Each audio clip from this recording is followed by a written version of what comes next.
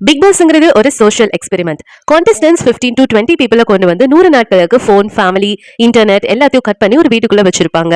சின்ன விஷயமே பெரிய பிரச்சனையாக்கிவிடும். பிரைவசி இல்லாததால மென்டல் ஸ்ட்ரெஸ் அதிகமாகும். பீப்புள் ஸ்டார்ட் ஷோயிங் தேர் ரா எமோஷன்ஸ் ஆன ஆங்கர், ஜெலசி, லவ், பிட்ரேல காட்ட ஆரம்பிப்பாங்க. இதெல்லாம் நார்மல் லைஃப்ல ஸ்லோவா வரும். ஆனா இங்க ஃபாஸ்ட் ஃபார்வர்ட்ல நடக்குது. அதனாலதான் இது ஒரு சைக்காலஜி கேம்னு சொல்றாங்க. இதோட டார்க் சைக்காலஜினா பேசிக்கலி ஹியூமன் எமோஷன்ஸை மேனிபுலேட் பண்றதுதான். பிக் பாஸ்ல இது எப்படி நடக்குது தெரியுமா? ஸ்டார்டிங்ல ஃபர்ஸ்ட் டாஸ்க்ஸ் அண்ட் ட்ரிகர்ஸ்.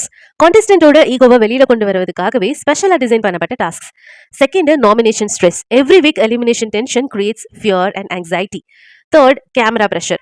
24/7 கேமராக்கு முன்னாடி இருக்கிறதால மனுஷங்க பெர்ஃபார்மன்ஸ் மோட்லயே இருப்பாங்க. Fourth, editing and highlights. Show producers highlights only negative or dramatic scene. மற்ற நல்ல சீன் போடாம நெகட்டிவான சீன் போடும்போது ஆடியன்ஸ் அதிகமா இம்பாக்ட் ஆவாங்க. நெகட்டிவ் மூமெண்ட்ஸ் அதிகம் பார்க்கறதால நாமளே நெகட்டிவிட்டியை அப்சர்வ் பண்ணிடுறோம் நமக்கே தெரியாம.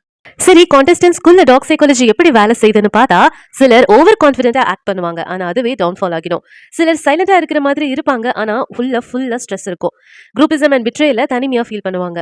Sleep deprivation, constant fights leads to emotional break down.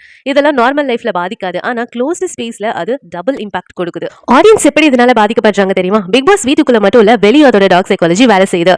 First, fan war. கான்டெஸ்டன்ஸ்க்காக people fight in social media, அதுவும் பர்சனல் அட்டாக் லெவலுக்கு போயிடுது. Second, copycat behaviour. சிலர் கண்டெஸ்டன்ட்ஸ் மாதிரி பேச ஆரம்பிக்கிறாங்க, ஸ்லாங், ஆட்டிடியூட் அப்படியே அடாப்ட் பண்ணிக்கிறாங்க. Third, emotional drain. சிலருக்கு கான்டெஸ்டன்ட்ஸ் பெயின் பார்த்தது டிப்ரெஷன் அண்ட் ஸ்ட்ரெஸ் கூட வருது. And fourth is addiction. சில நாள் முழுக்க பிக் பாஸ் அப்டேட்லயே வேஸ்ட் பண்ணிடுறாங்க.